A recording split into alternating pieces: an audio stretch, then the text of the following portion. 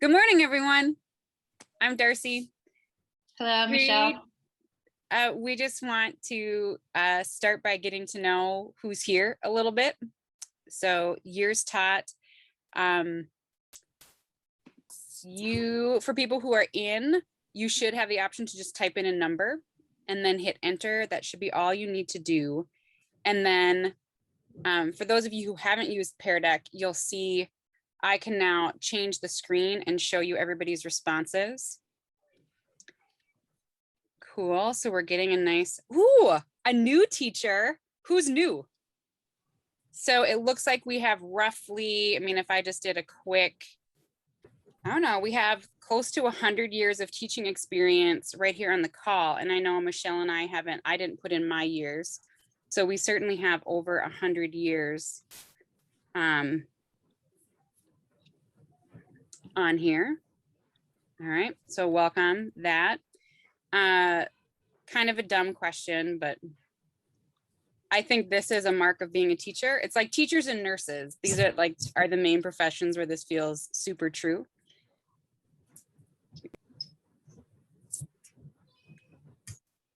Okay, so kind of a dumb, silly question. All right, but one more serious question. If you think of how many years you've been teaching, just do a rough estimate.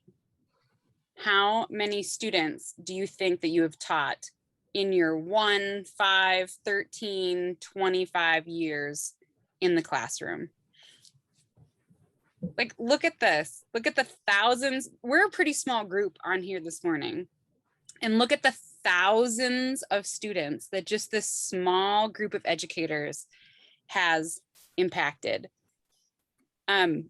As we go through this book study, our goal in providing personalized professional learning is to really recognize the fact that you as teachers are the experts on what students need. If you look at just this number and the hundreds of years of teaching experience that, again, we're a small group and we already hit over 100 years of teaching experience. We're a small group and we have thousands of students that we've connected with and seen.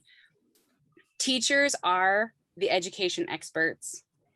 And we hope that through this book chat, through this the asynchronous chats, reading a book that matters to you, working through a problem that matters to you, you're really going to be empowered as the learning designer and expert in education that you are.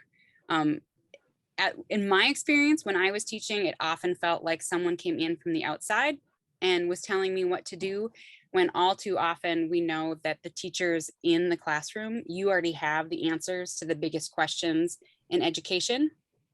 Unfortunately, you're rarely given the time, the support to actually do something with those ideas. So hopefully this next couple of weeks provides some of the time for you to be the experts in education that you are. So thanks for sharing those numbers, everybody. That's really impressive. All right, our next to do is to think about what you have read. And I know some of you are maybe just receiving your books, so that's fine. You could just do your big aha of why you chose to read the book that you chose to read. Get to your Jamboard. I know some of you have decided to read more than one book. Just focus on one for today. If you want to post on multiple pages, that's great. Please focus on one to start. Whatever your aha is from what you already have looked in, or like Darcy said, your kind of reason why you pick the book you pick. For those who are watching this as a recording, do the same thing as we go through this exercise. The Jamboard will be open access by then.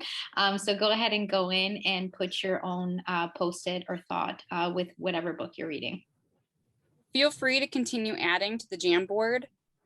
What do you guys think? So we do know we've gotten feedback from some of the authors that a lot of people still hadn't gotten their book, and people are just getting out of vacation mode, because I know last week was a major holiday week for most people. So we can let you guys go. We can go through this really quick, what some people are thinking, but I think one of the best things to do maybe might be to go through this next mentoring session. We'll kind of go through and synthesize some of the thoughts people have as a big group for the upcoming week. And I think right now we should just spend some time maybe going into breakouts, so it's smaller groups, and we can kind of just have a chance to discuss and share what we're learning with one another. And maybe that's when you can kind of present what you posted. Sound good? All right, so you're going to have 3 or 4 people in your breakout room. We'll come back in 10 minutes. I'll give you a warning when we're going to come back and chat about what book you chose, why, and what you hope to accomplish through this little journey this summer. I needed to pick that up for me. I'm doing the Equity on Purpose by JT. I felt like I'm the AP in my building who's the equity champion, and we started doing some conversations about race and different things last year. So I wanted to take it to a different level, and how can I continue to incorporate what we started last year and just different things we can do throughout this school year and help my team, for lack of better words, push some of our other teachers to ensure that we're taking that equity lens. As my principal says, it's not the new thing, it is the thing.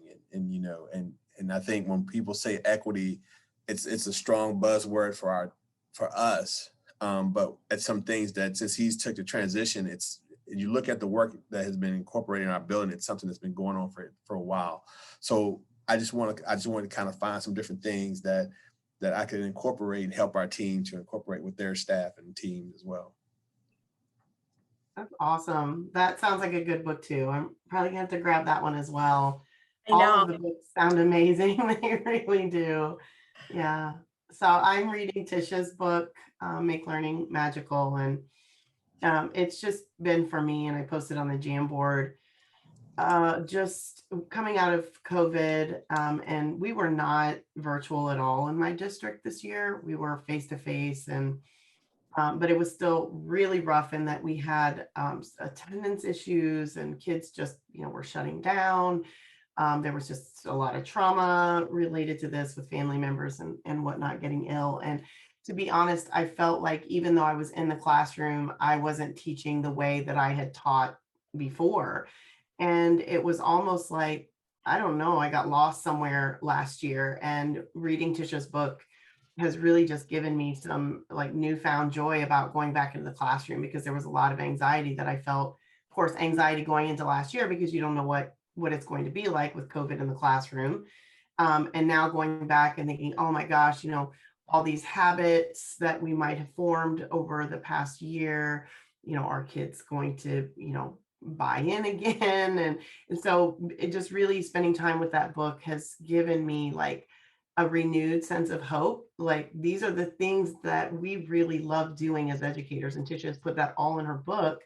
And now we're able to just look at that and go, oh my gosh, this is that joy. This is that stuff that we really love about being in the class that we can do again. It's no different than, we said last year we were all first year teachers again. I feel like this year we're all first year teachers again, coming back in after COVID. There are new things that we're going to have to try to overcome, and engagement. Our strategy, our planning is going to have to be different again, and that's okay. But the book is really helping with that. So That's good to hear, because that's my second book after Yeah. I go through the Startup Teacher Playbook. And Oh. equity, that was one I was like, where do I start? So I bet I'm going to get the equity book as well. So Definitely. And Jeff, I was going to tell you also, I'm not sure if you're familiar at all with the Lead Like a Pirate chat that's on Saturday mornings at 10:30 on Saturday mornings. Myself, Tracy Browder, Beth Huff, and Shelley Burgess, who are the authors of Lead Like a Pirate, we all co-moderate that chat on Saturday mornings. And for the last year, in fact, it's really been a permanent transition. We have shifted to equity, anti-racism education, inclusive learning design. From an administrative perspective, how do we support educators in ensuring that schools and classrooms are equitable spaces? And so there are a tremendous amount of resources out there related to the Lead Like a Pirate chat. You know, we've got wakelets, we've got blog posts, videos, all sorts of things about the work that we've been doing the past year with educators really from around the world. So just check that out if you're looking for more resources and whatnot to really supplement what you're doing already. It's a great place. Come visit. We'll be back in August. We're actually taking a little break right now, but in August we'll be back gearing up for fall. Thank you. I appreciate it. And we'd love to jump in sometime. You never get too many resources. Thanks for letting me hop in here really quick. Yeah. I am going to go back and tell them, do you guys want to switch and talk with more people? Or it's always, that's the one thing with when the open-ended kind of PD, we never know exactly who's showing up, who's doing what, but I will hop back out and talk with you guys shortly. I did have a question. How's the asynchronous going? We'll let everybody like kind of give some feedback, but is the formats working? I'm just going to put that out there because we'll give you space to write later, but we will be looking for some feedback on if the mediums we've chosen are working or not. Yeah. I haven't had a chance to get in yet to the Voxer, and I'm not sure if I got the study guide questions for Make Learning Magical or not. Okay. So, I mean, so far I've just been digging into the Startup Teacher Playbook, but I've got to do a posting on, I think it's Voxer or GoSynth. Okay. I don't know. Yeah, we had tried Synth. That's why we were curious. But even Darcy and I are kind of learning where it's like, I was like, why is there a lock on mine? And she goes, oh, I locked you. Whoops. And then we're like, that happened with everybody. So you know how it is with trying new things. All right. Well, I will see you on the other side. So see you shortly.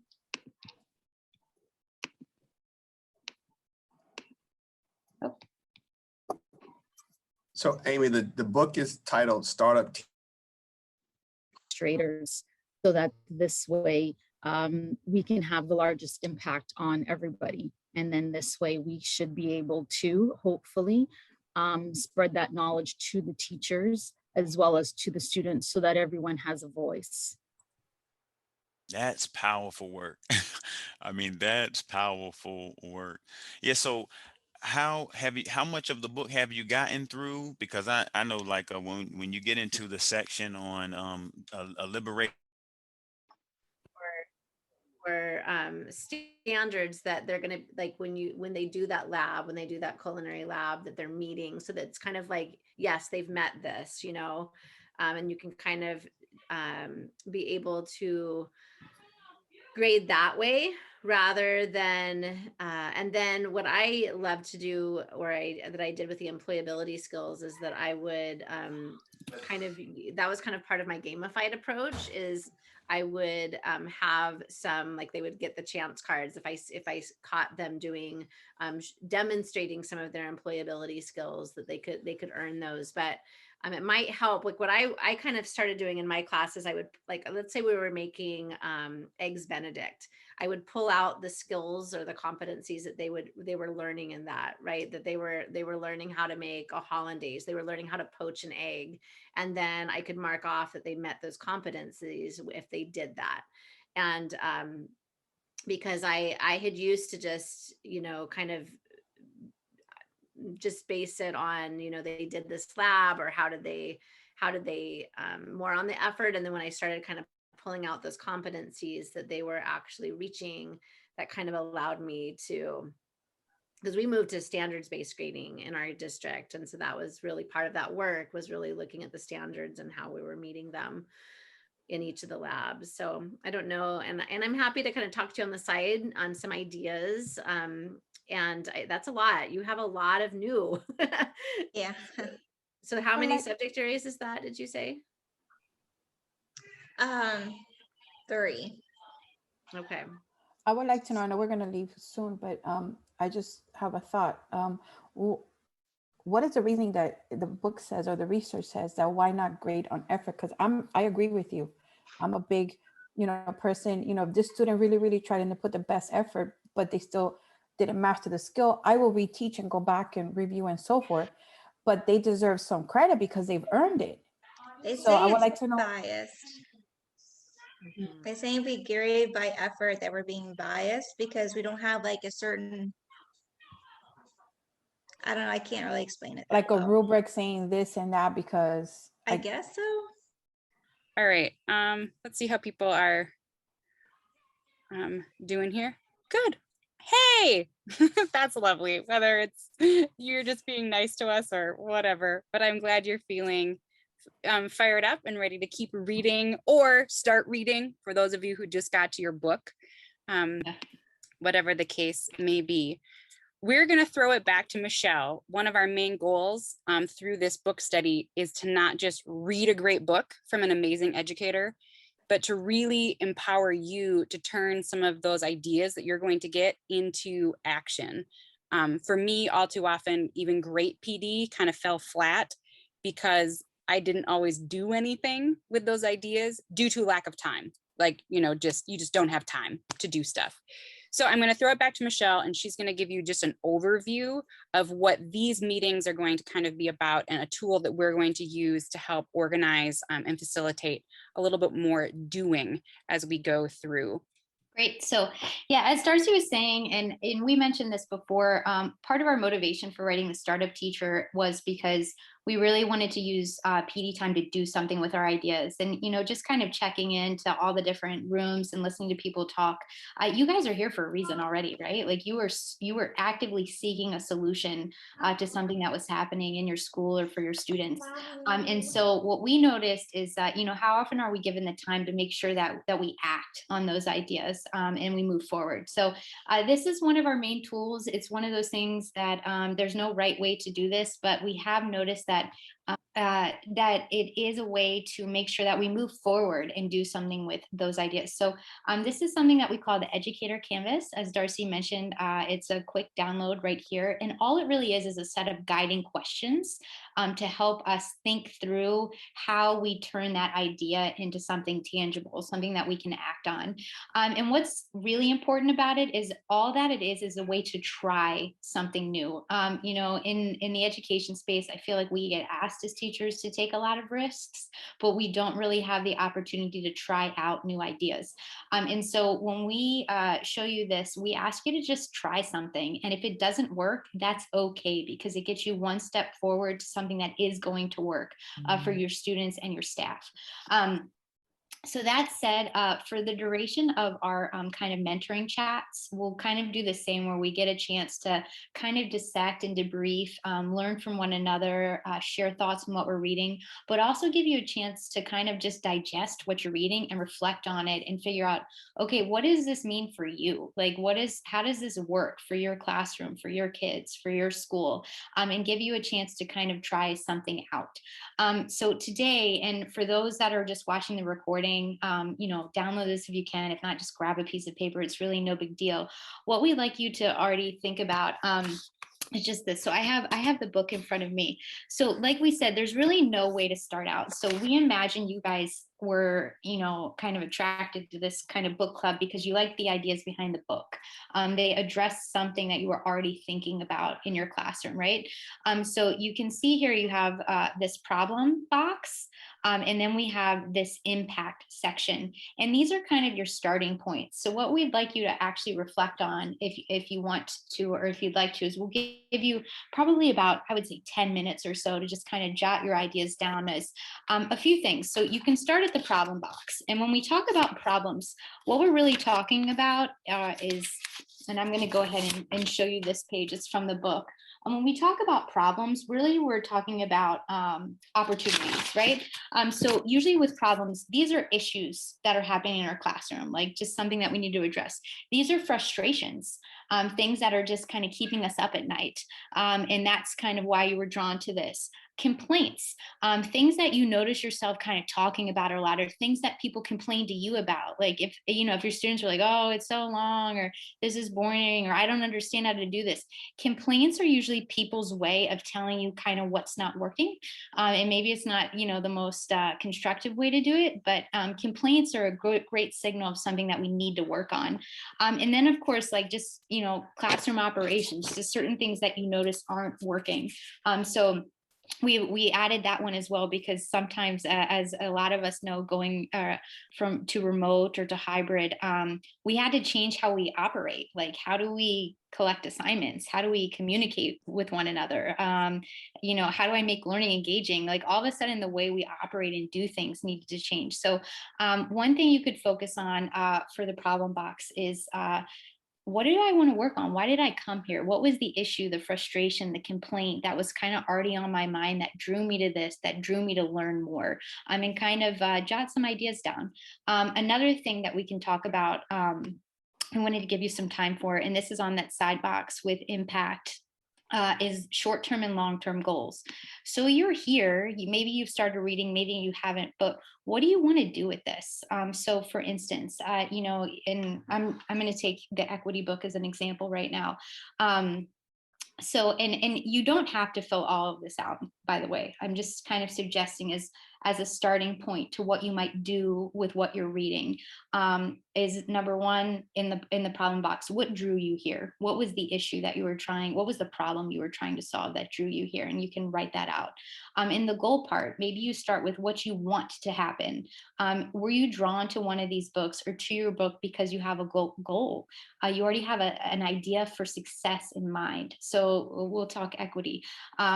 Short-term goal, you want a more equitable classroom. So what might that look like? What are some things that you're hoping you'll achieve through reading your book?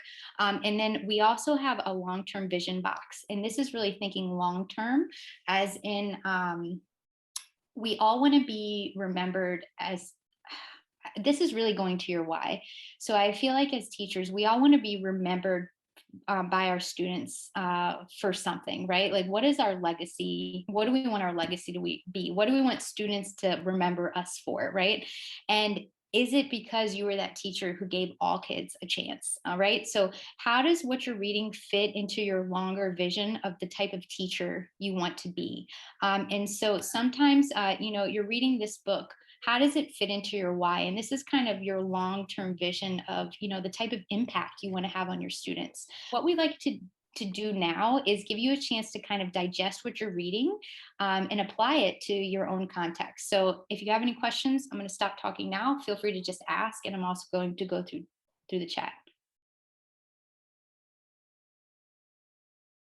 So feel free to throw any questions you have in the chat directly with everybody, or type them. Yeah, what questions do you have? Not just about the Canvas, that's certainly one thing that you could ask about, but about the rest of this book study, about your asynchronous chats.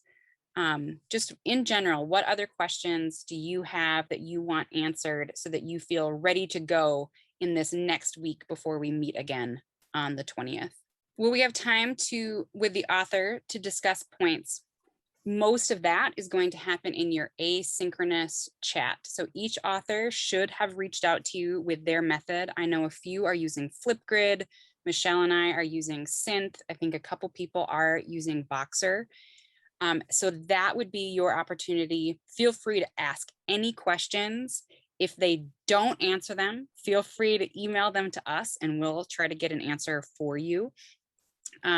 But that is the goal in part of that format, the asynchronous chat. The authors will also be back, like JT and Tisha were able to join us today. And so if you happen to have questions for those two, feel free to send them a private message in the chat. And I'm sure those two would answer any questions you have today. Some of the authors may be popping into these. Otherwise, all the authors will be back with us in August at our last celebration gathering. Yeah, and then I think, oh, go ahead. I was just going to say, I know sometimes Voxer, especially when you're new to it, that's the platform that I'm using for the book study, can be a little overwhelming.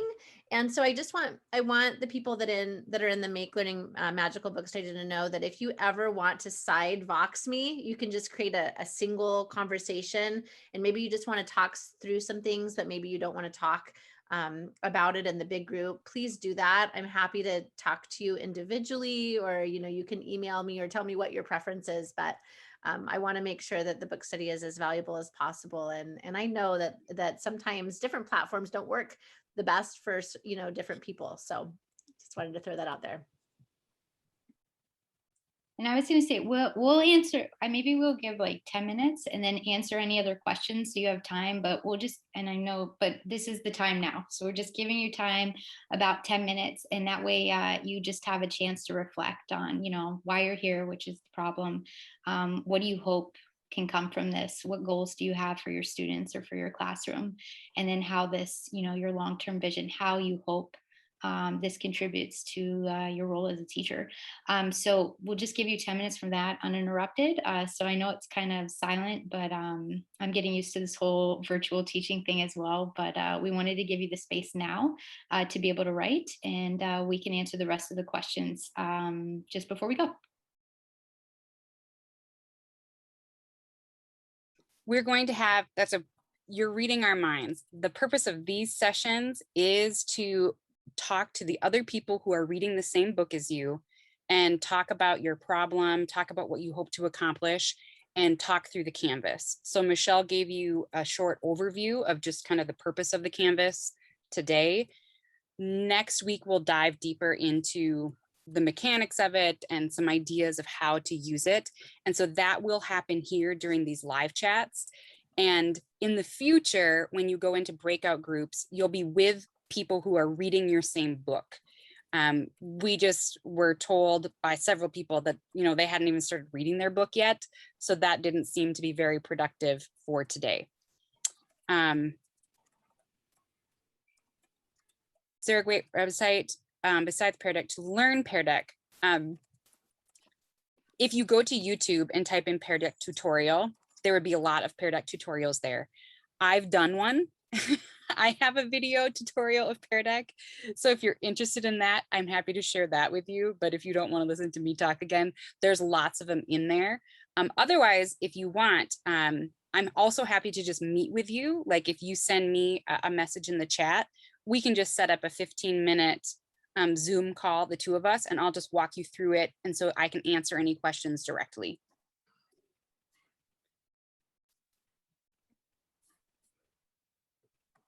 I'm also totally willing to teach people Pear Deck. We have it in our district and I use it all the time. So yeah, definitely reach out to me too if you'd like. To this question about the startup teacher as a principal, first, yay, thank you. Two, same offer. If you want to just chat personally with Michelle and or myself, happy to set up just a little individual 30-minute conversation to talk through some of those things. Otherwise, I know this is a vague answer right now. That's the goal of this whole chat, is to help you think about how you might use some of these tools. And I know you posted in the Voxer, but maybe some ideas to help turn staff meetings into a true collaborative brainstorming sessions. And I'm happy to talk through some ideas that I have about that with you. I shared my email in the chat. Here are our contacts as well. It's Dawn Harris here. Can I pop in and just say, hey, first of all, to Tisha real quick, I wanted to just tell you, I shared with a group that I'm super excited about your book because I've read several books this summer, which are all really good books, but coming back this year after COVID is kind of like, again, that new first year teacher thing, right? We said that last year because of COVID, we were all first year teachers again. And I feel like that's true this year too, because now we're not really, back to square one. It's just different, right? We don't know what to expect again. And so reading your book has really helped me to just kind of reset my mindset about going back this fall and remembering the things that bring us joy about teaching, that even though we might have let go of some of those things from last year because of just COVID and the environment in which we were teaching, that we can go back to that, right? We can get back to that joy despite where we've been this past year. So I just want to tell you, I'm super excited, super, super, super excited. And also the connections that we're making through the Voxer and in this group. I think moving forward are just going to be invaluable. So thanks so much for writing your amazing book and sharing this space with us. And to Michelle and Darcy, the same for coordinating everything. I'm really appreciative of it. Oh my goodness. Thank you so much for that amazing feedback, Dawn. I just absolutely love having you in the group, and you have added so many amazing ideas and inspiration, and you've really helped keep the conversation going. So I am so, so grateful, and just so wonderful to connect with you and so many others. And I'm just really grateful to be a part of this experience. It's been awesome. So I think, yeah, that's fantastic. We're really thrilled with how many people are, I don't know, coming and engaging with everything. And you guys are the ones who are making things come to life. So thank you guys. So just so you know, we showed you the educator canvas. Hopefully I explained it okay, but what's great about it is it's printable and all the questions are there. So as you keep reading through, we hope that you just take the time to really think about, like, what am I going to do with this? How am I going to use it? Whether it's with staff or students. And then that's what we'll be here for the next few sessions. So I was curious, and maybe people could just put a letter or just one letter in there if this works. How many people I guess we'll decide how to arrange this, but we're curious, should we mix this half like conversation, talking with other people, and then half work time? Because we're curious how many people, once you're off this meeting, do you actually go and really think about it? Or do you kind of like having the built-in time that forces you to, write those ideas down? So I'm not sure how to ask for feedback for this, but do you guys like having built-in work time during the meeting, or would you just prefer to do that on your own? If you like built-in work time, just put a letter, like just put a Y for yes or something, and then I'll know. And then if not, we'll use most of the time to just be able to connect and collaborate. So that's useful feedback for me. But that's what we'll be working on next time, is just digging in deeper. You'll have a chance to look in your book, and probably more thoughts brewing on how to take it back to the classroom. So anything else? If not, thank you guys for coming here. Next time we actually need to bring coffees. It's late for me, it's 5 p.m. But if it was early, I would definitely have one by my side. Thank you so much. It's been wonderful to see you all this morning. It's bright and early here, and I do have my coffee. So Okay, great. Thanks, right. everybody. Take care.